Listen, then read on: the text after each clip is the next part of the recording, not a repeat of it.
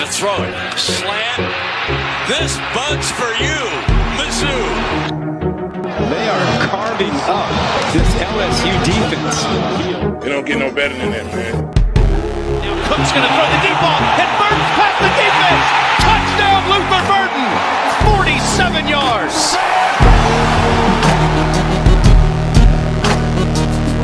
Good place. Kick is up. It is. Yes. Oh, a walk-off winner from 61. Harrison Mevis.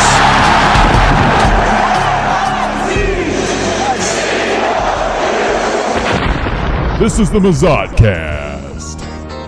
Howdy, Tiger fans, and welcome to the Mizzou-cast. I'm your host, Brendan Anthony. Joining me, as always, is my longtime brother, Colin Anthony. What's up, dum-dums?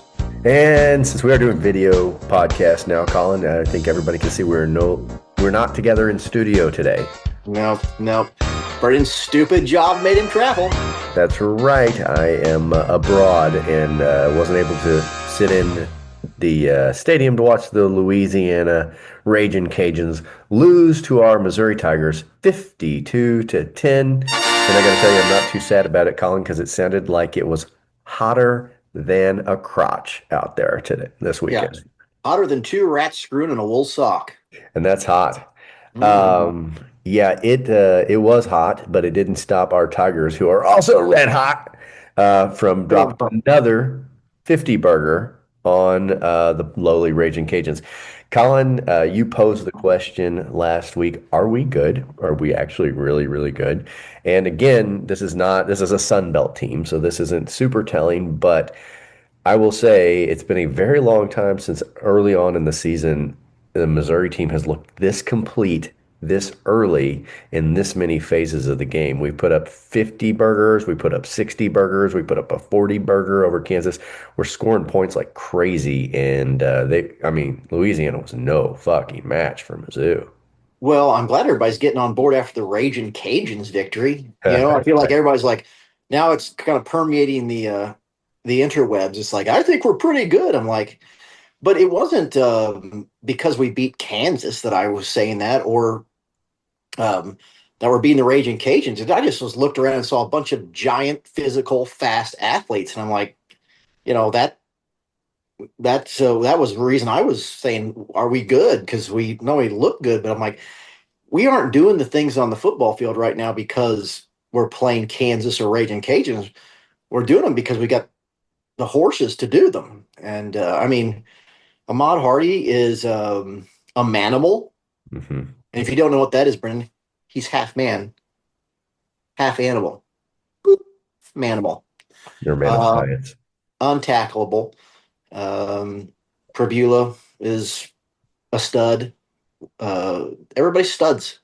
Yeah. Just a bunch of studs.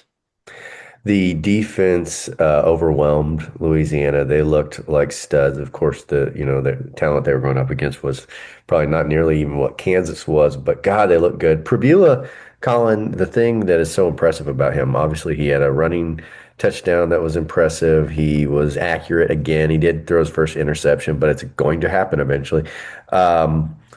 But like he's so poised in the pocket for so long. There was one play where he scrambled for about 5 yards. Nothing super special. But what struck me about the play was that the pocket was breaking down around him. And I'm watching NFL teams today. We're recording on a Sunday, and I'm seeing quarterbacks start seeing ghosts when the pocket starts to break down. And here's this kid on Missouri's team who's got guys literally all around him, feeling hands on his shoulder. It's coming. And just stayed poised, looked downfield as long as he had to do it, decided he didn't have anywhere to throw, and then took off. And it was just like, God, the kid just acts so mature for a first-year starter and a first-year kid on this program. He just exudes confidence, makes me feel confident. Yeah, he's poised is the right word. He doesn't seem rattled by any of this. I noticed it in the Kansas game when he, fumbled early, and then doesn't work. No worries. Just come back and win the football game. Him and Hardy are reasons to be very, very optimistic about the team. I still don't think we probably learned anything about our offensive line that makes us feel better or worse, really. Just it's against this level opponent. It's neither here nor there as far as like what's going on in the trenches. But I think everybody's starting to figure out that like these wins we've been having are not fluky. Like Mizzou didn't play a particularly good game, against Kansas. It's like, no, this is just who they are. They're really, really good. Yeah, and we haven't even talked about the receiving core. I mean, Kevin Coleman Jr. looks like him. I Yeah. mean, he has been so impressive. What an amazing pickup for Mississippi State he has been, and it does seem like he has rapport with And Purdue. imagine what Mississippi State would look like with him. Yeah, that's right. They're not nearly as bad as we expected they might be. Marquise Johnson had a touchdown that was this close to being a fumble run back for a 99-yard touchdown for Louisiana and completely changing the tenor of the game for at least a little bit. But he did cross the Goal line. threshold and got in the Yeah, end. that wasn't even close. I wasn't worried about that at all. They didn't need to show me the replay to know that was a touchdown. And again, it was, and the officials do the right thing there in that, you let that play out and then you let the replay fix it because, if you blow that dead and it was a fumble, horse's ass. But I still makes a little bit frustrated the officials that they just can't make a call confidently. It's the officiating has been bad this season, all season, in all these games, and it kind of gets wallpapered over because we've been winning. But I have been scared several times in several of these games and be like, God damn, these guys are bad at officiating. Yeah. And I hope it doesn't cost us something in a closer game when we get in SEC play. Yeah, but it didn't end up costing us anything thanks to replay. I think the thing about this game, Colin, obviously going into it, South Carolina was looming before we knew what was going to happen with them and Vanderbilt. We knew that was going to be, it still is going to be one of the more telling games of the season for us, at least the early part of the season. And so we knew we didn't want to get hurt, and we knew we were probably going to rely heavily on the run. We were just going to ground it out and get the points we needed to get out of there with the W. 427 yards rushing for these Tigers. 250 of them, like you said, came from Ahmad Hardy. Watching the highlights now, that's when my head keeps turning. It's nuts. I mean, 420. If your team has 427 yards of offense, that's a good day. We had 427 yards on the ground. Look, I know it was a real paddle fest. That's right. It was a paddle fest. Paddle fest. I know it was the Raging Cajuns. I know it was Louisiana, but a team that is capable of this against anybody is capable of big things also against anybody. I mean, I am going into SEC play excited. I mean, I feel like in years past, even in years where we've been good, and especially in the years where we've been good, where we started slowly, the last couple of years we've started slowly, and I was really nervous about going into SEC play, and it was SEC play that actually made me start believing into this team because we'd looked a little rough in our early games, and then when we got into the heart of the conference, we were playing better and better football. I mean, I'm looking at who knows what's going to happen, but I'm looking at what this team is put on the field and thinking like, bring on the SEC play. I mean, I watched a lot of SEC football this weekend, and there's a lot of good teams, but there's a lot of teams that I think we can play against. We got to win any given Saturday. We could beat this team. We could beat this team. We could beat this team. And I'm saying that about a lot more teams than I have in years past. Yeah, it's I think there's a lot of coaches right now who are going to be watching tape on Missouri going, oh boy. Yeah. When you see Hardy, I mean, and granted, the Raging Cajuns are going to have inferior athletes, but I mean, Hardy's carrying people around. He's getting 10 yards after contact regularly, and maybe against the SEC, that's only 5 yards after contact, but it's still like, good luck bringing him down quick and easy. He's just a huge guy to try to get down. And that Davis kid had a good game. Yeah. Coming in and mop up duty. Yeah. And when you're not, Robinson's obviously really good. I mean, from a running back perspective, I think they're in good position. And Probula is a good quarterback. They got Norfleet. They have a receiving core. I mean, from a there's just no way to pick nits with this football team right now. Yeah, and like you said, the national media has started to take notice. I think we're number 22 in the coaches poll now. We're number 23 Beat the Raging Cajuns, that'll happen. in the AP poll. Yeah, we got jumped over by Vanderbilt this week, but on the polls, but that's fine. But yeah, we're now a top 25 team, and we have every reason to believe we are one at 3-0 and three very impressive wins. Colin, I'm eager to see, honestly, Kansas had a bye week this week. I'm eager to see Kansas in action against somebody else, just to see how good or bad Kansas actually is, because I did think that they didn't look like a bad football team to me when we played. No, I don't think they're a bad football team. I think Mizzou's a good football team. I think that we're going to start finding that as we move into SEC play. And I guess we'll get into it around the horn. But there's plenty of teams in this conference that do not look like frankly, I'll just say it, don't look like they could hang with Mizzou in a football game. We're going to find out, but I want that. If South Carolina brings to Missouri what they brought to Vanderbilt, Missouri will stomp their ass. And that's not saying that's what they'll bring, but if they don't get their shit together, this Missouri team is a fucking buzzsaw. They'll get their shit kicked in. Ahmad Hardy will run it straight up their tuchus. Yeah, that's right.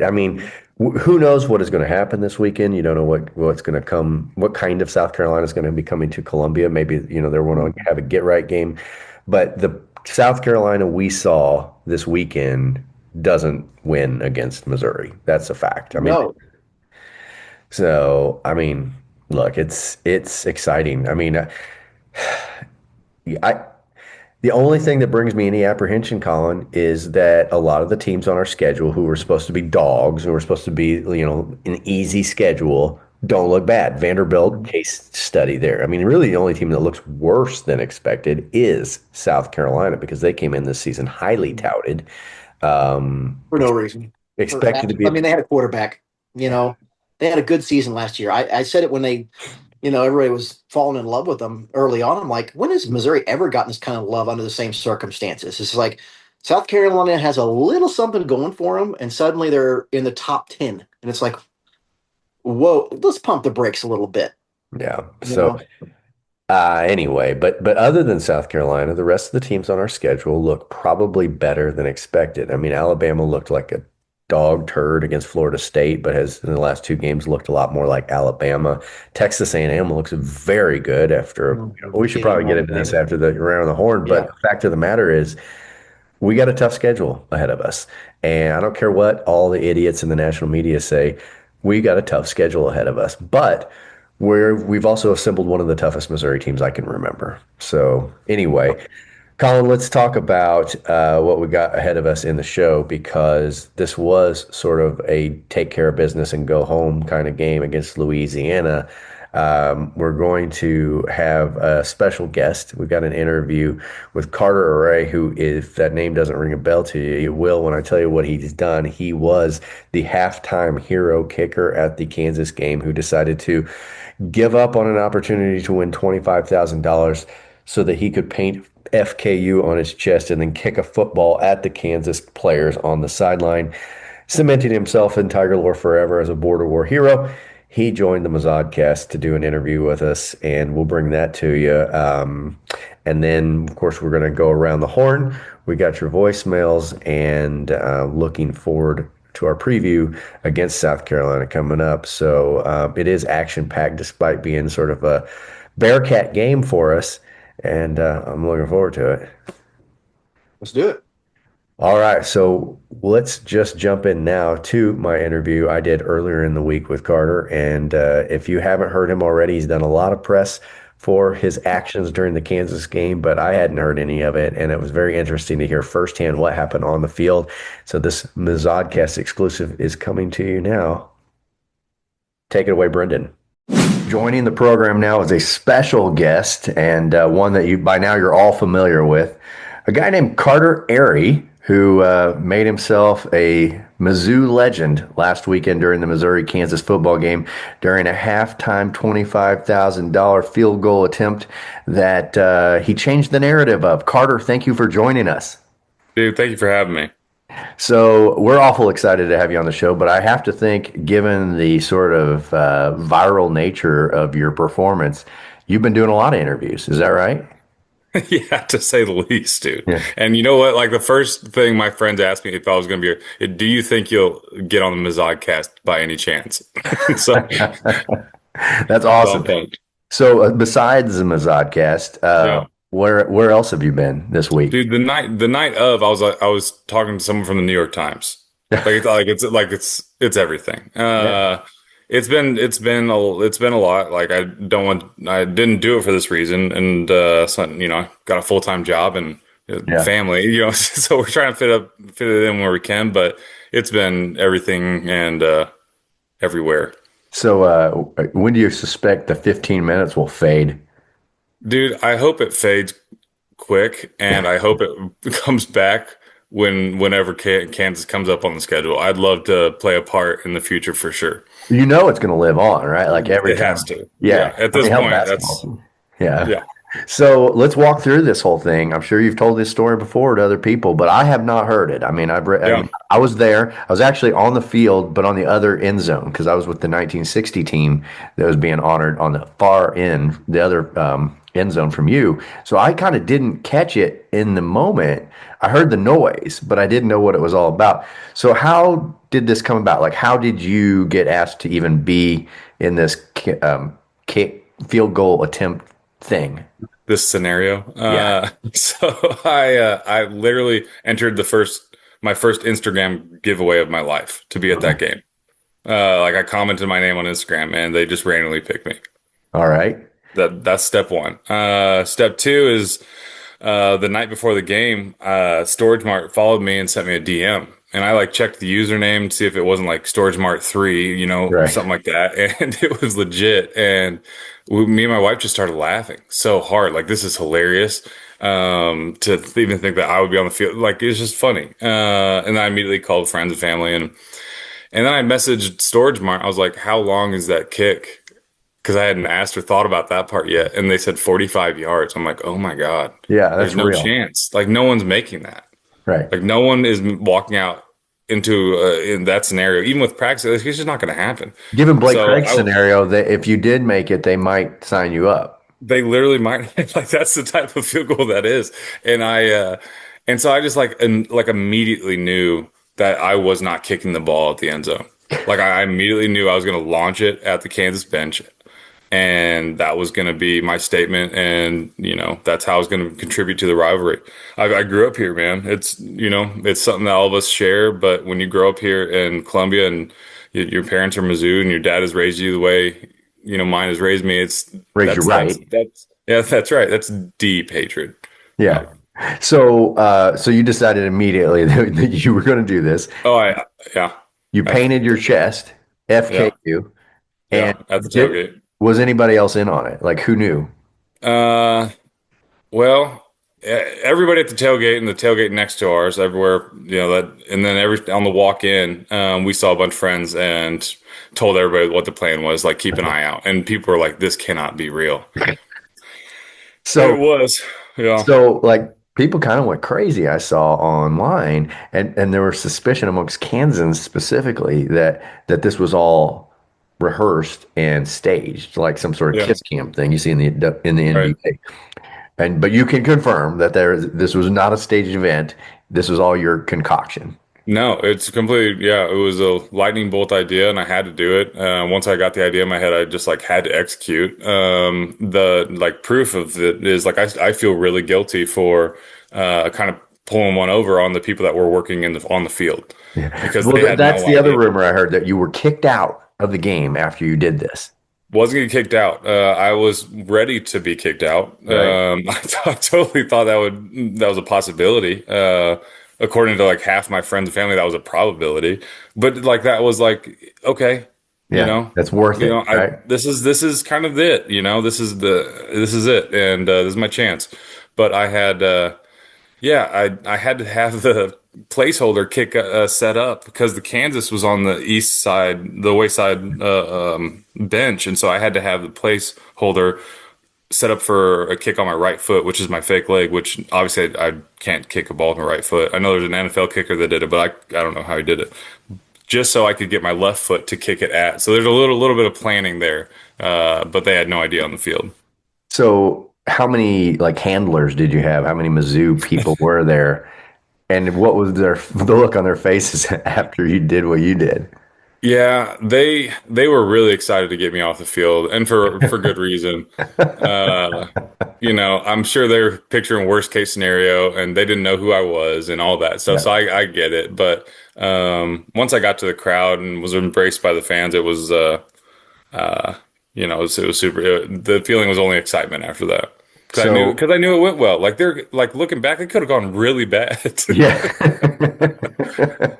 Yeah, I mean, like you're a long way from the stands. Like people can't see it. There is a chance it's not going to translate. Like people aren't going to even know what you did. They're just going to think you made the worst kick of all time. But it was pretty clear. I mean, obviously with you painting your chest and everything, what was going on. And I mean, like I said, it wasn't just Mizzou fans that thought it was great. It was like college football people who appreciate rivalry took it up.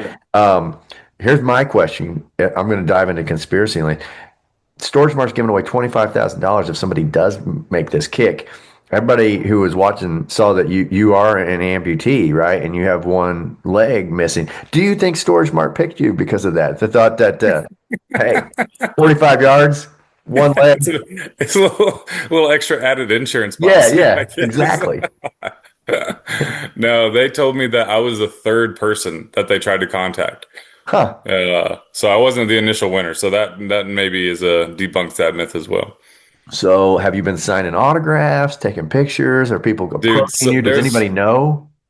Someone pulled over on the side of the road and asked me if I was the field goal guy when I was outside my house, which is hilarious and weird. And but like I had a person like the DMs are wild, like absolutely wild, hilarious, angry, funny, I don't know. Like I had someone ask me there's shirts of this now, like with the scene of the crime on the shirt. And a guy asked me to sign, if there's a way that I could sign it for him and send it to him so he can give it to his parents for Christmas.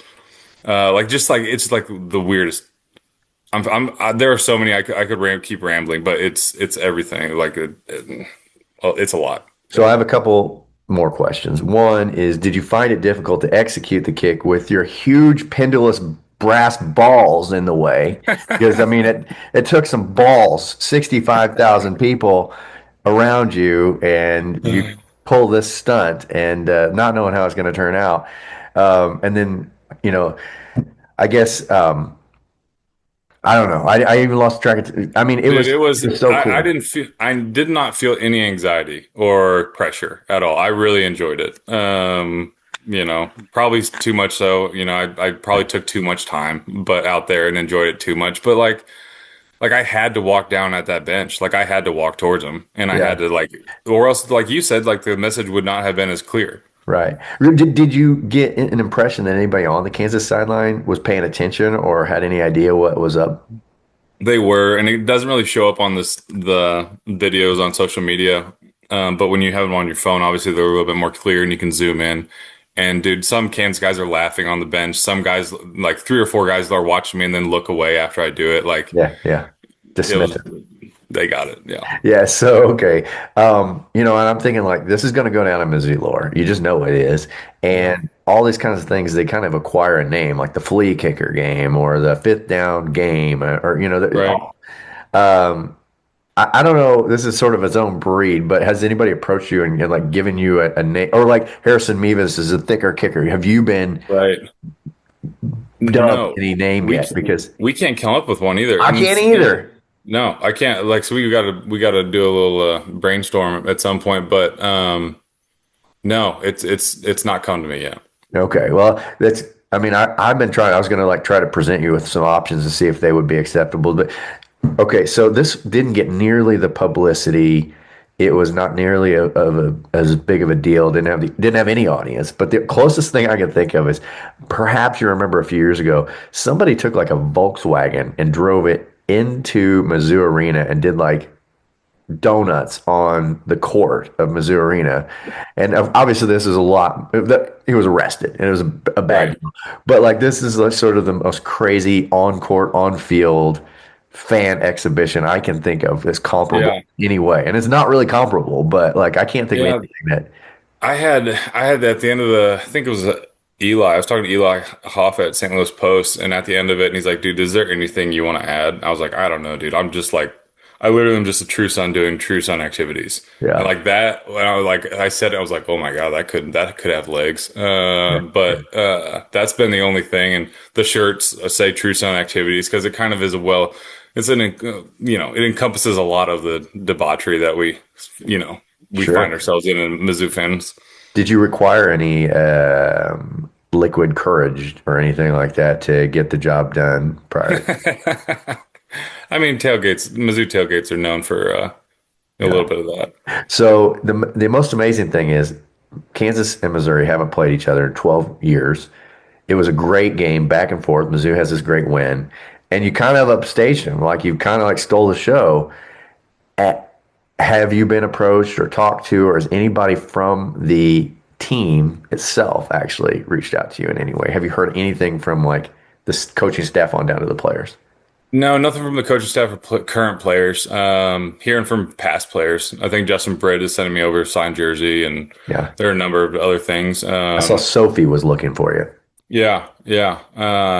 So a lot of that, but nothing from the current administration or anything. And I get that too. Yeah. Like I take their nod of not kicking me out as their nod of like seeing me and being like, okay.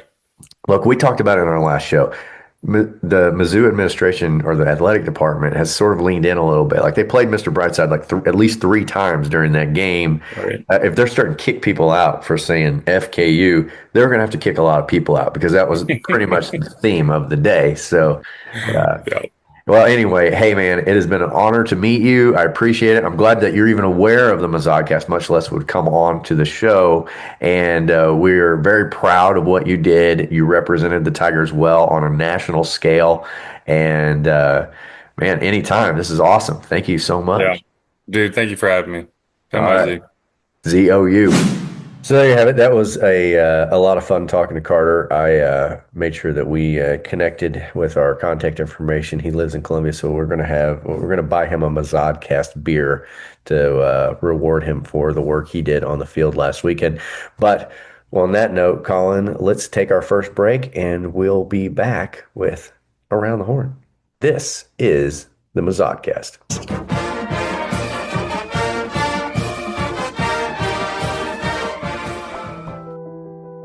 Mizzou football is more than a game. It's a tradition that brings Tigers together, generation after generation. And for decades, one of the simplest traditions has been a symbol of our shared experience, the communal Trough urinals. They've been there through victories, defeats, and everything in between.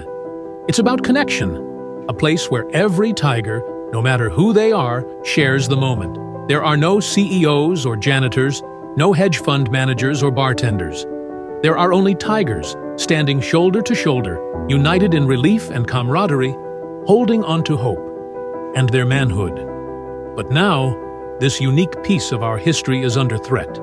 Modern renovations could send this tradition down the drain forever. Don't let part of what makes Mizzou special be lost. We win together, we lose together, and by God, we urinate together. Join the movement and sign our petition entitled Save Mizzou's Trough Urinals at change.org, because you can't flush tradition.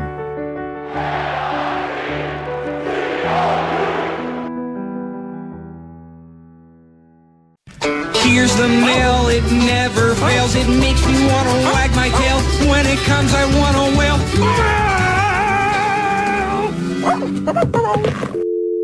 Howdy, it's Kevin, formerly from Kirkwood, now in Carolina Jackpot land, or at least close enough to it. I honestly think this offense is better than the 2023 team. It's a bold statement, but the way that they've shown and the versatility that they've had, I think this can go places. MIZ. Hey boys, it's me again. Mizzou's up 28-0, second quarter. Bo Bermuda's had a hell of a juke move to hit Roberts and get that touchdown. But man, last year, this is not a dunk on Brady Cook, but that is a stack. Maybe starting to buy in a little bit. I mean, I know we had Cook coin last year, but for Bo Bermuda, what's going to be the currency that we can buy on? I'm so scared. I've had my heart broken for 40 years now of Mizzou football. But how can you not buy into this team? Like, we're going to the fucking playoffs. Somebody may want to do a welfare check on Carolina Jackpot. 31-7 against Vanderbilt. They're treating them like a Paddlefest Bearcat. Paddlefest. Oh. Not great. May never hear from that dude again. MIZ.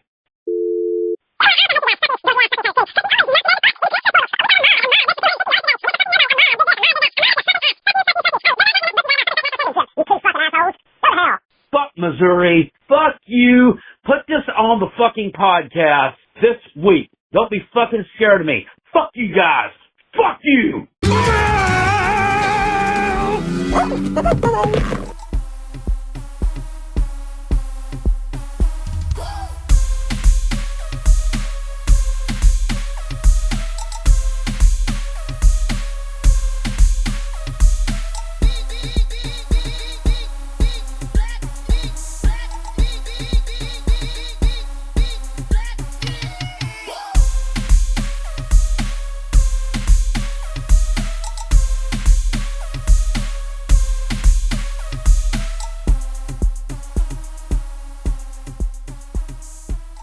And we are back. Colin, it's time for us to go around the horn with the SEC because it's going to be an interesting one for the first time of the season as there was a lot of conference football. We break our bread at Waffle House, our teams are pretty good. We even play some basketball when Jesus says we should. So pour a little bourbon and repeat right after me. We built a church for Saturdays and called it SEC. Jesus loves football. All right, and Colin, would you mind firing up the Paul Feinbot for us? Will do.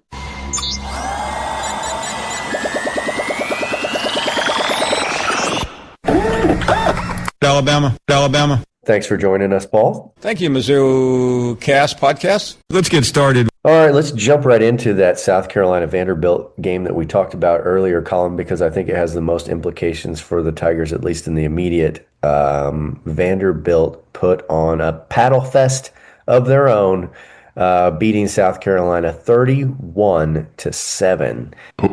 Paddle fest.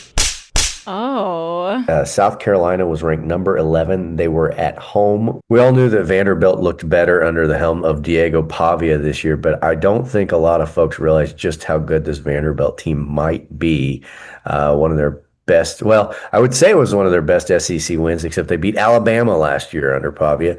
Yeah. But this was, I think, a huge surprise to South Carolina fans who were really expecting big things. 31-10. It wasn't just a fluke lopsided score. Vanderbilt looked like the better team all the way around. Did you watch any of this game, Colin? Yeah, and I think it would help. I mean, let me tell you something. Vanderbilt has got this trick play.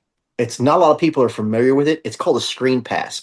And apparently South Carolina had never seen one before. And they used it to great effect against South Carolina. I think that was sort of my takeaway from this game as much as anything is how bad South Carolina's defense looked. And I was like, it makes me confident for next week just because I'm like, if you can't handle, Vanderbilt's offense, Mizzou might give you some trouble. I know. I was watching it and I saw some of the scores Vanderbilt had, and I thought, Hardy's going to eat this motherfuckers up. Like, yeah. He's going to have them for breakfast. And one of the things I also noticed was Shane Beamer's one of the most punchable faces in college football, in my opinion. I don't know what it is about Shane Beamer, but I do hate Shane Beamer. And it's like that little dog that in those old Bugs Bunny cartoons, there's the big bulldog and there's the little bulldog that bounces around going, Yeah, Butch, let's do this, Butch. Yeah, what are we gonna do now, Butch? That's what Shane Beamer is. The little guy bouncing around like a bunch of big football players. He's just like if you look up in the Napoleon complex online, there's literally a picture of Shane Beamer. He threw one of his classic Shane Beamer fits during this game. Yeah, and a real temper tantrum. It was justifiable a little bit in that Vanderbilt had got a targeting penalty against their quarterback, knocked him out. Sellers may be out for this weekend. We don't know, with a concussion. He sat out after that targeting penalty. But what the refs did, to Colin's earlier point about how great the officials are in the SEC, they blew the play dead, and Sellers was able, despite getting hit with a targeting penalty, getting hit in the head with targeting, he connected the pass, and his receiver was wide open and would have gone downfield for at least a large gain and possibly a touchdown. And they blew it dead so they could call targeting and give them 15 yards. They got the first down, but Beamer was pissed because they blew the play dead, and he just wanted to give them a chance to see where the play goes and then call the targeting after. He's right. But his reaction, I mean, he's just, like you said, a fucking temper tantrum, like a child. And we've seen it from him before. And the whole point was moot eventually, in that it wouldn't have mattered. We saw what Vanderbilt did to them in the second half, 17. They scored. Their defense was bad. Yeah. And maybe we'll find out that Vanderbilt's offense is all world, but I think Vanderbilt's offense is fine. I just think South Carolina just really, really stunk it up. They had a lot of trouble tackling, and I'm just like, if you're having trouble tackling Vanderbilt's running back, wait till you see Ahmad Hardy. Yeah, it's like a bowling ball made of butcher knives, guys, and it's going to be a long day. So Vanderbilt had 24 unanswered points to close out that game, so Shane Beamer could rest easy that his temper tantrum was unnecessary. The other thing about it was Missouri was quite poised to host College Game Day for only the second time in our history. If South Carolina had won, and if they had won handily, they could have been a top 10 program. Going into this game, obviously Missouri's now in the top 25. There weren't a lot of other matchups that looked very appetizing. This would have been one of the best top 25 conference matchups that they could have selected. South Carolina decided, no, we're going to fucking not do our part. We're going to shit the bed. And then they chose Miami, who is number 5 in the country, playing an unranked 2-loss Florida team to be the College Game Day. I mean, College Game Day does not want to come here because even after the South Carolina loss, South Carolina is still ranked. We're still a two top 25 teams going out against each other, and we'll watch a 2-loss shitburger Florida team who lost to South Florida. Well, I mean, I think if South Carolina wins, the game probably is ours. But South Carolina didn't win the game, and so even in losing, they find a way to screw us. Yeah, that's right. Yeah. Yeah, so if it would have been better for Missouri had South Carolina looked better, but they didn't. You know what else about this game that once Vanderbilt sort of got on them, South Carolina sort of they obviously the confidence they had was just a very thin veneer, because it was like the minute Vanderbilt sort of got on top of them, South Carolina looked like they were beat, I believe the word, a lot of little pitches or reverses and screen passes, a lot of just I don't know, an offensive hokum is what I would call Vanderbilt. And it just completely stupefied South Carolina. Of course, they were without their starting quarterback for the second half, and I'm sure that was a factor. But still, if you're it's not a factor on defense, where there's Vanderbilt literally kind of a very effective high school offense. You know what I mean? With pitch reverses, and I just feel like Mizzou's defense was better than this, and so I tell you what, watching this game made me feel confident that we can beat South Carolina, and it sort of made me confident we can beat Vanderbilt, despite Vanderbilt looking good. I'm like, I didn't see anything, but I mean, their offense is their quarterback. If you can figure out how to get to Pavia, I mean, he is good under pressure. He scrambles around. He makes a lot of plays. But I feel like if you watch, a defensive coordinator is going to watch this game and say, we're going to put a spy here, and we're not going to let him do this. We're going to You're going to set our edges, and we're going to put a spy in the middle of the field, and we're going to make this peckerhead sit in the pocket and throw. And the fact of the matter is, even without your starting quarterback, South Carolina, you're number 11 in the country. You're supposed to beat the Vanderbilts of the world. They just never should have been that high. Another case of the SEC media huffing farts. I mean, it's just, Jesus Christ himself could be recruited by Drinkwitz to play quarterback, and they'd still rank us 18th. Yeah, to start the season. The South Carolina, I just felt like they looked like quitters.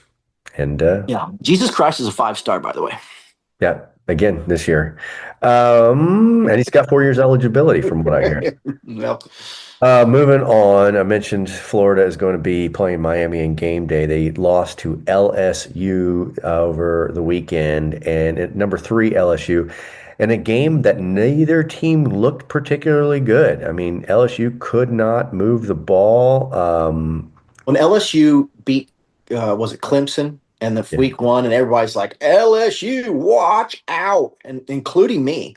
Mm-hmm. And since then, their offense just looks atrocious, and Clemson is obviously not very good. So suddenly LSU doesn't seem like some sort of world beater. Well, they can thank their win on Florida's quarterback, G.J. Lagway, who had not 1, not 2, not 3, not 4, but 5 interceptions. 2 of them, LSU was able to run back for touchdowns and accounted for most of LSU's offense in their 20-10 win over the Florida Gators. Garrett Nussmeier, a Heisman candidate, didn't look very good. 15 for 27, 220 yards passing with a touchdown and an interception himself. 2 teams that sort of slogged through, and then Brian Kelly did his Brian Kelly thing to look like a world-class heel after the game. But LSU comes through with an SEC win. Congratulations, I guess. Yeah. Good for you. Georgia played Tennessee in what I think a game. The game of the weekend for the SEC. Like I said, there were 4 college or conference games this weekend, Colin. They were all going on at the same time. They were all the evening games. It was at one point there was so much. It was too much football to consume at one time. I was so happy. This is what I've been waiting for all summer long. But yeah, Tennessee broke out hot against Georgia, led after the first quarter 21-7. And you thought, uh-oh, what's this Tennessee team all about? And Georgia did what Georgia teams seem to do. They just kept slowly pounding away and took the lead. It was back and forth. Tennessee acted like they didn't want to win this game. They had so many opportunities at the end of the fourth quarter, and they blew each and every one of them, including a missed kick at the end, which was a very, very makeable kick. And then even in overtime, they shat the bed. And I got to give credit to Georgia and their quarterback, because he did make some clutch throws on 4th down to overtake the Vols. But they really broke Tennessee's heart in Neyland Stadium, 44-41 in overtime.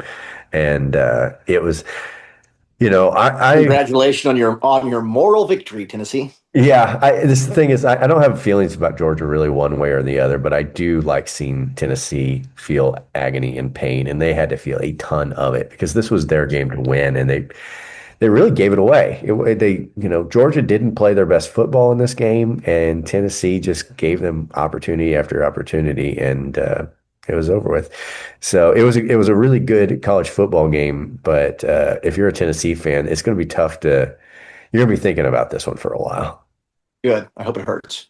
Then Texas, number 7, Texas played UTEP in what was supposed to be a get-right. And they're all world quarterback Arch Manning. How about this? I mean, Colin, Diego Pavia at Vanderbilt, Arch Manning wishes he had half the poise that Diego Pavia has. Arch Manning looks like shit. Yep. I mean, he does. Like he made the UTEP game look interesting for a while. He doesn't look confident. He doesn't make it. He looks inaccurate. Yeah. You know what I mean? Like, he just whistle. Like, it makes me so happy that we have Bo Pribula when I watch Arch Manning sort of spray it all over the field. For a guy who, I mean, obviously, very few people could live up to the hype that Arch Manning had. Live up to the hype. Live up to being a second string quarterback. I mean, the guy looks garbage. And he's been sitting around at Texas. 11 for bide his 25. time to like ripen and mature and blossom into a He's going starting to come into quarterback. the starting lineup as a seasoned starter, and it's like, no, he's going to come in and look like shit. And listen, maybe he'll right the ship. There's obviously it's only very early on in his college career, but man, to this point, he is way overblown. Yeah, and honestly, it's not that I root against him, but I love to see Texas deflate. You know what I mean? You chose the Texas Longhorns, so I am going to root against you. Sorry, Arch. Anyway, they did win the game, though not impressively, 27-10 over UTEP. The last conference game was the Arkansas Ole Miss game, which was a classic kind of Ole Miss shootout. Ole Miss won this one 41-35. Ole Miss looked. Newsflash: Ole Miss not very good. Well, I mean, their offense is still chugging along pretty well, but they gave Arkansas a lot of chances to stay in this game. They let Arkansas. I don't think Arkansas is very good. I mean, that's the reason I say that. Maybe I'm wrong, but I don't think Arkansas is very good. And it was only a game because Ole Miss isn't also very good. So, yeah, Ole Miss is number 17 in the country. I still think, like we were talking about earlier, their quarterback from last year is now on an NFL roster, and so it's going to be tough to replace that. But I do think it was a good win for Ole Miss to come out the victor against a team like Arkansas, even if it was closer than they may have wanted. But it was a shootout. I mean, I feel like Lane Kiffin's involved, take the over just in general. Yeah. And Ole Miss is now 3-0 on the year, and they do have 2 conference wins, so they're in good shape as far as their win-loss record is concerned, regardless of how they got there. The best game that wasn't a conference game by far was calling the Texas A&M Notre Dame game. This is one that I didn't bet any this weekend, but this was the one I would have bet. Maybe it was just SEC homerism or my hatred for Notre Dame. And part of it, I think that's part of the reason I didn't actually place the bet, is because my opinion is biased against Notre Dame. I felt like Texas A&M could win this game. It was very close. It was a back and forth game. It was really exciting. I enjoyed watching it a ton. But Notre Dame, who is 8 in the country, has started the season 0-2, which is just the most Notre Dame thing in the world. Good. Number 8 in the country, 0-2. Yeah. God damn. You know what I mean? Just like, shut up about Notre Dame, everybody in the world. Well, I think it's time to get rid of the media voting on the it should just be the coaches poll. I'm sick of the media. It's pretty obvious at this point the media is not paying attention. There was a time in this country, I think, when there was a bunch of guys who smoked cigarettes and sat in a newspaper room and like listened to the radio and all these games and were like paying attention and now that all the information about all these teams and all these games is so readily available, they're just checking boxes. Like, oh, I've heard of that program before. Boop. And it's like, I mean, nothing illustrates that more than the gal who was the beat writer for USC, who moved Florida up after losing last week. Fuck, just get rid of them. Because the coaches are paying attention because they're steeped in football and they're plugged into their own conferences. But I think at this point, I'm sick of the media having any say so in this. How long have we let these people define who gets to play where and when and who is a national champion? It just doesn't make any sense to let a bunch of fucking nerds, what it essentially boils down to, decide who's ranked where. It doesn't make any sense. Now, if the AP came to you and said, Colin would like you to be one of the voters in the AP poll, would you say no? Philosophically, I don't think that the media. You know what? I probably would say no. And here's why, Brendan, because I would feel responsible to watch fucking highlights for 120 goddamn football games every week to make an intelligent decision about how my ranking should go. And I don't want to watch that much football. But here's the crazy thing. Just have some AI bot and analyze all the games and spit out a fucking top 25, and people will be like, oh, we don't want, it's sort of like not wanting to get rid of umpires because, it's part of the game. It's like, yeah, blowing calls is part of the game. You're right. Let's have computers call balls and strikes. Like, what are we doing here? Again, I just think, like, we have the technology, we have the ability to do this in a better way, and we're just going to, for the sake of, I don't know, nostalgia for a simpler time, we're just going to ignore all of it. And like, sorry, I'd like to die of cancer. I don't believe in your fancy new treatment. Well, I like the nostalgia of chemotherapy. some people feel that way.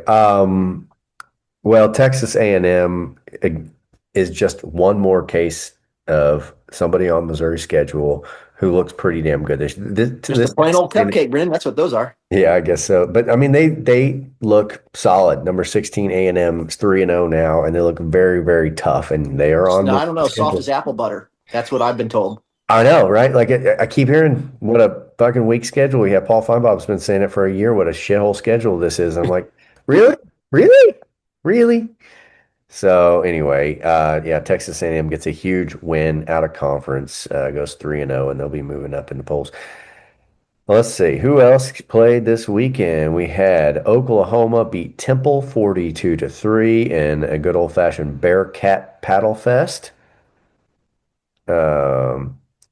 Alabama played Big Ten's Wisconsin, beat them 38-14. Wisconsin, I don't think anybody thought they were a world beater, but Alabama looked like Alabama at least instead of how they had been looking. Well, I mean, I haven't watched much Wisconsin football, but I mean, if the television is to be to believe, Wisconsin sucks balls this year. So yeah.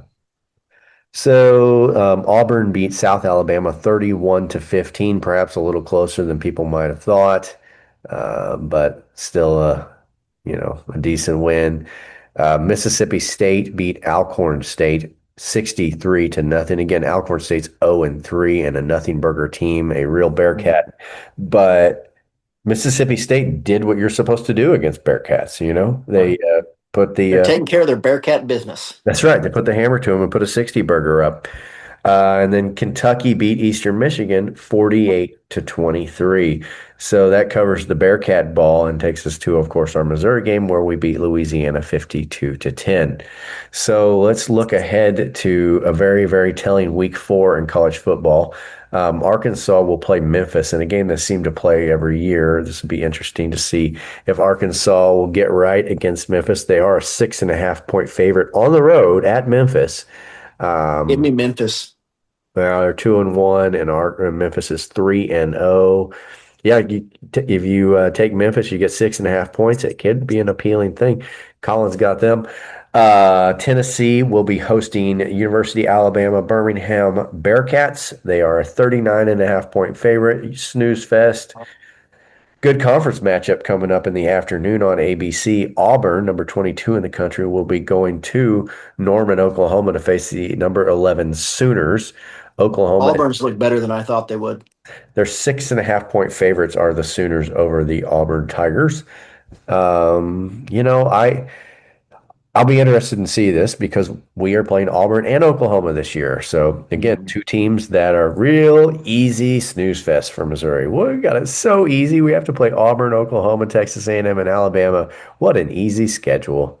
So it'll be interesting to see what happens there. I kind of think Oklahoma at home that'll happen. Yeah. I don't know if they're 6.5 points better though. That's I have to think about that.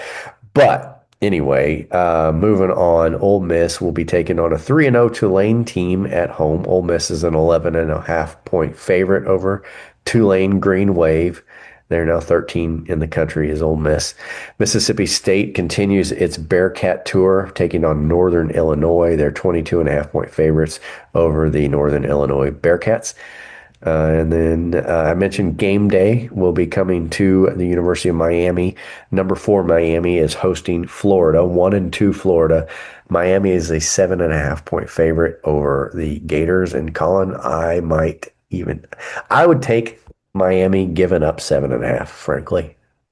Yeah, I would too. I watched a little of Miami. They look fucking tough, and Florida has not impressed at all. Florida looks like, dare I say it, hot garbage. They do look like hot garbage. And their quarterback excels at throwing interceptions, which I'm not an expert, not an offensive expert, is not great for your team. So anyway, I'd take Miami giving up the points. Now, number 20 in the country, Vanderbilt 3-0 is hosting Georgia State, and they might well be Bearcats. I can't tell by looking at their logo. Vanderbilt is a 26.5-point favorite at home against Georgia State. That's a big number for a Vanderbilt team. I rarely do you see a Vanderbilt team giving up 26.5 points to anybody. So it would be a tempting thing to go against Vanderbilt for me here, but Vandy has been very impressive. I'd hate to lose money to this very good Vanderbilt team.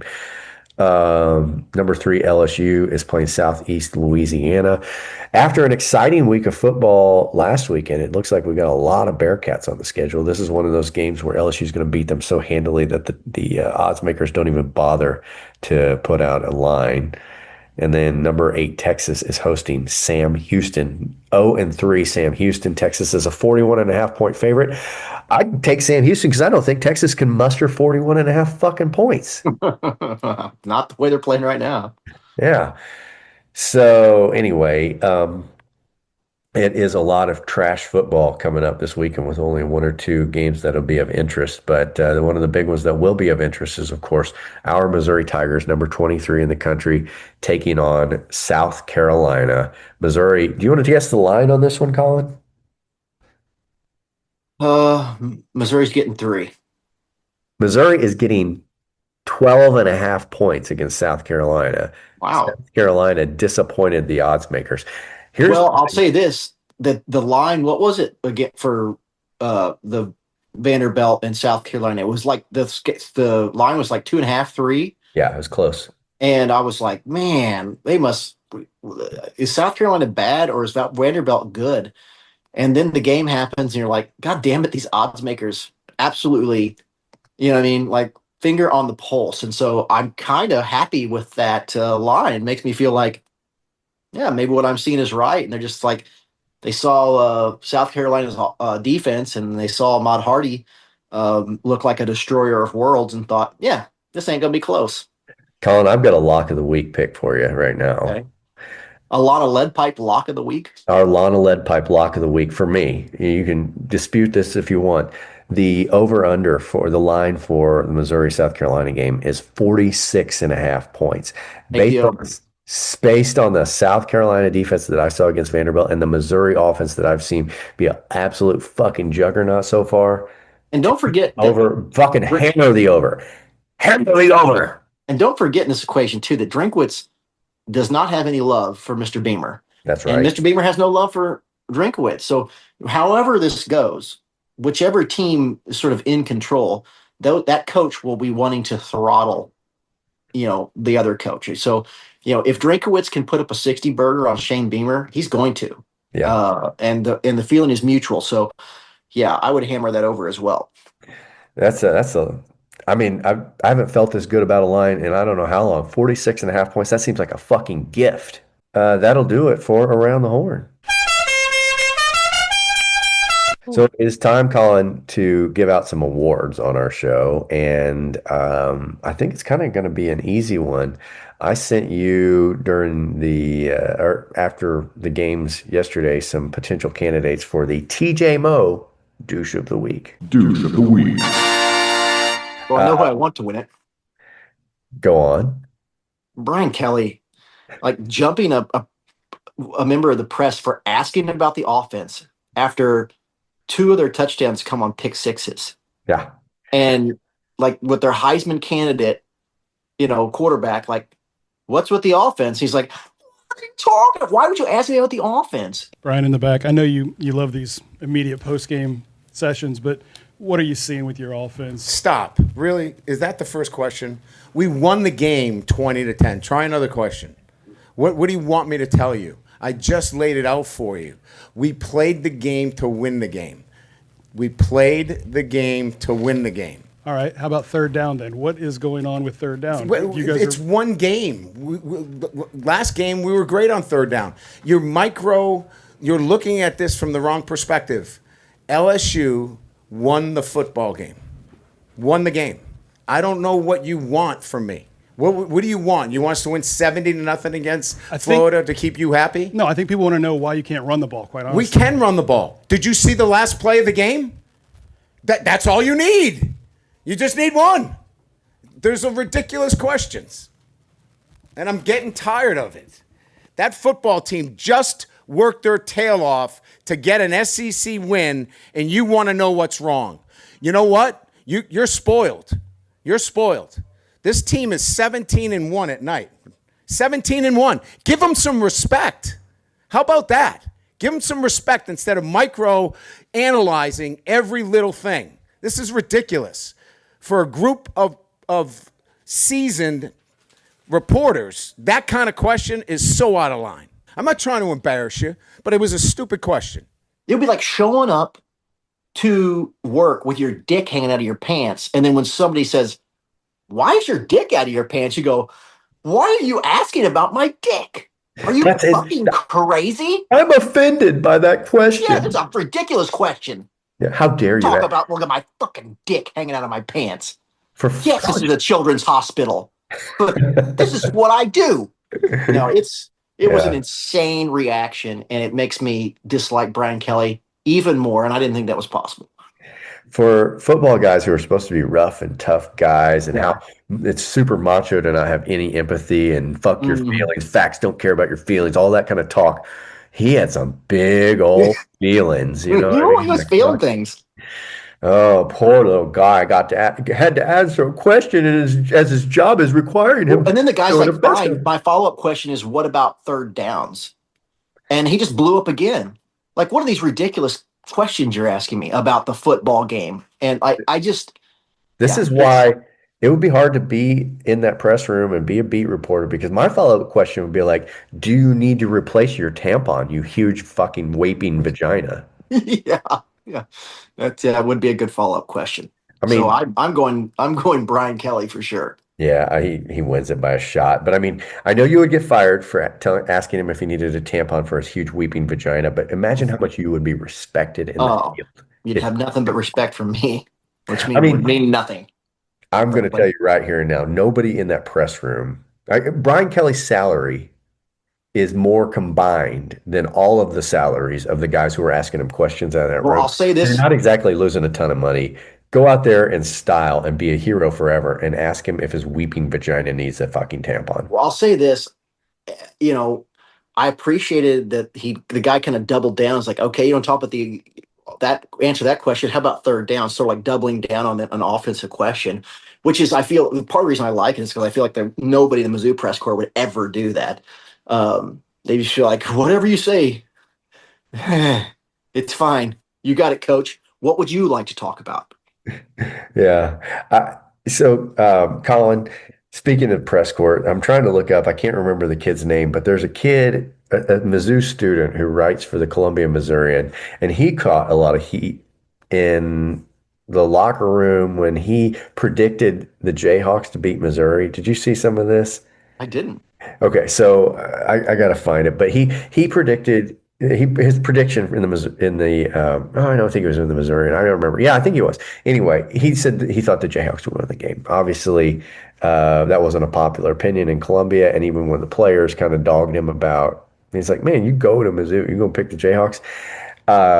You're free to pick whoever you want, but maybe you expect a little criticism for doing that." Well, this weekend, he's in the air-conditioned press box, and he puts out a picture of after the half, third quarter. Missouri's up big. It's 96 degrees out there. Half the people have left. And he's like, I haven't seen Mizzou this empty since, blah, blah, blah. I don't know. A lot of people, especially I think, were on edge because of his Kansas pick. He got dogged hard for posting this picture of a half-empty Faroe field, because I think the feeling was like he was dogging the fans for not being dedicated enough. But I don't know that he was just saying, man, it's empty, and they're doing good, and well, I haven't seen it this empty in a while. But I think he's a kid, and he doesn't know that he doesn't. It just sounds like a guy who doesn't it's just a little bit not understanding the circumstances, maybe. Yes, the type of guy who show up to his children's hospital job with his dick out of his pants, perhaps. Well, he's either walking naive. Zach Sweet is the kid's name. Zach Sweet. He is the beat reporter for the Missourian, and he writes, "I know it's Louisiana, and I know it's hot outside, but this is the most empty I've seen Memorial Stadium over the past 2 seasons. Mizzou leads 38-10 and opens the second half with possession."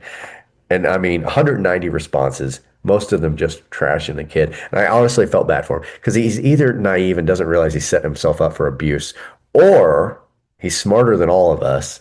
Yeah, And he's we're dumb. talking about him, and he's trolling hard, and he's winning. It was 120 degrees on Saturday. It was hot. I mean, he didn't say that fans should be there or whatever, but the implication, I think a lot of fans took away with this. The implication. The implication. It was about the implication. Yeah. So, yeah, people are like, this guy's really trying hard to be unlikable. Another guy writes, strike two. I like that. Next comment. You can literally leave the university. We don't want you, Beaker. Go home. I mean, just one after the other. Go to a school you actually like. Goddamn, you're fucking miserable. Zach, you're in an air-conditioned booth. Relax. Maybe you should step outside of the AC and go to the student section then. Not so fun anymore. By far the worst Mizzou account on this app, and we have some bad ones. Look, I think we could have nominated him for a douche of the week award, but I feel bad for the kid because I don't think he. Well, and I feel like kept in it. Mizzou Faithful is doing a good job of clubbing him, so we'll just. Yeah, I'm kind of like, he's already dead, guys. Yeah. Guys, stop. He's already dead. Yeah. Anyway, yeah. Long story long. Brian Kelly, douche of the week. Douche of the week. All right, Colin, another award we have to give out, and I think I'm excited to give this one because we've given Bo Pribula the Kirk Farmer's Hair Player of the Game award in the past, and it's time to expand that, I think, in my opinion. So let's give the award out now. Now it's time for Kirk Farmer's Hair Player of the Game. Is there any question who we're going to give this sucker to? No, Mr. Hardy, obviously, over 200 yards rushing, just a giant human battering ram. He is my single biggest reason for optimism for this season. He is just, like I said, the Raging Cajuns aren't going to bring the same level of athletes as Alabama, but if that means he's going to carry tacklers for only 5 yards after the first contact instead of 20, that's okay. But the point is that unless somebody saws this guy off at the knees at the line of scrimmage, he's going to pick up a bunch of yards. He's just a mammoth of a human being. And on top of it, he's just incredibly fast. And so it's really just and genuinely seems like a good kid. You know what I mean? Like, I interviewed him after the game. He's a good natured kid. He's got some fun touchdown celebrations. I feel like he's a football player that it's easy for Mizzou fans to like. On top of being a phenomenal, just running back, he's just a good guy. And easy choice, Mr. Ahmad Hardy. 250 yards rushing, 3 touchdowns with a 71-yard run to top it all off. I mean, yeah, Ahmad Hardy, enjoy the golden locks. You've deserved it. You are this week's Kirk Farmer's Hair Player of the Game. And Colin, I brought this up to you in the text message before this, something I don't think you had seen before, but I know Mizzou students had been discussing it for some time. There's some guy running around campus. I feel like at the end of the show is the time to bring it up. It's not just Mizzou's campus either. It's permeated. It's college campuses all over But Mizzou has got one. It's the Mizzou. Yes, sir. And I love it. I think it's one of those things that's going to run its course really fast, probably. But it needs to. I love it very much in the short term. Yeah. What I don't want is 75 different people recording themselves taking a whiz because it's not that funny. Okay, but it's happening now, and it's funny to me now. Some guy just records himself on TikTok taking a piss all over. Well, have you seen the accounts of guys hunting for them? Yeah, there's also accounts like people of like, tonight's the night. This is when I find him. Yeah. Here's what I find funny about it. What I like about it is, Colin, it gives me a lot of hope for our nation. In dark times in our country, college kids are recording themselves taking a leak in the middle of the night all over their college campuses and making a thing about it. And I just love the spirit of it. So it's a lot of fun. I hope the Mizzou pisser never gets caught. Yeah, well, I don't want him to get caught either. I just feel like there's a very fine line between this is a lot of fun and like, all right. All right. Well, for 1 week, I'm going to celebrate the Mizzou pisser. Yeah, I'm all for it. Team pisser. Sorry. My name is Dexter. Dexter Morgan. I don't know what made me the way I am, but whatever it was left a hollow place inside. South Carolina's coming up next weekend. I mean, I have much different feelings about this game, as everybody probably does, after watching the Vanderbilt game than I did maybe a week or two ago. This is still a hugely important game. This is not like, okay, we're automatically going to win this game now. No, I mean, you don't know what's going to happen. We're going to have to bring our A game, but if we bring our A game, I feel confident we're going to win this game. I think Mizzou's A's game is pretty impressive. And if I just, based on the defense I saw South Carolina play this week, if Mizzou does any blocking on offense, Ahmad Hardy should just fucking squat on their fucking head. Yeah. The analysis.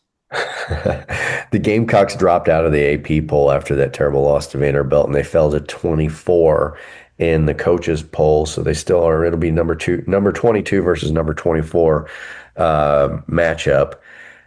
You know, I think if Missouri does win this game in a convincing fashion, as I think they are capable of, I think you can expect Missouri's stock to rise pretty fast because they've looked so good in their victories. They're already getting heat, and they really, other than Kansas, their games have been Bearcats, but the talent on the roster is starting to become undeniable despite opponent. And then, so if Missouri can pull off that win, they're obviously going to have one last Bearcat matchup before getting into the telling meat and potatoes, huge part of the season where we're going to face the gauntlet of Alabama, Auburn, now Vanderbilt, and Texas A&M, 4 back-to-back ranked teams with what looks like a very good Mississippi State team, and then another number 11 ranked Oklahoma team. We're going to have 6 conference teams, 5 of whom who are ranked. And we still have to listen to people say that we have an easy schedule. So it all starts at South Carolina. If we beat South Carolina, everything's still on the table for this Tigers team.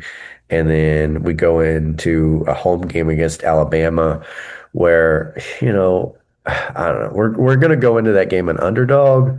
But if we beat South Carolina convincingly, we do fine against UMass, I'll have as much hope in a Missouri-Alabama game as I've ever had. I'll say that much. Yep.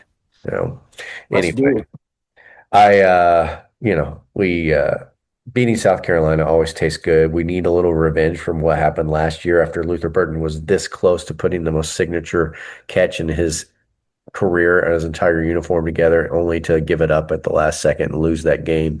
I really still feel that game, and we had won, I think, 5 consecutive years against South Carolina before that. Mm-hmm. So it's time to reclaim that Columbia Trophy, Mayor's Trophy, or whatever they call it. Here's hoping that we get that done on Saturday. So till then, MIZ. COU.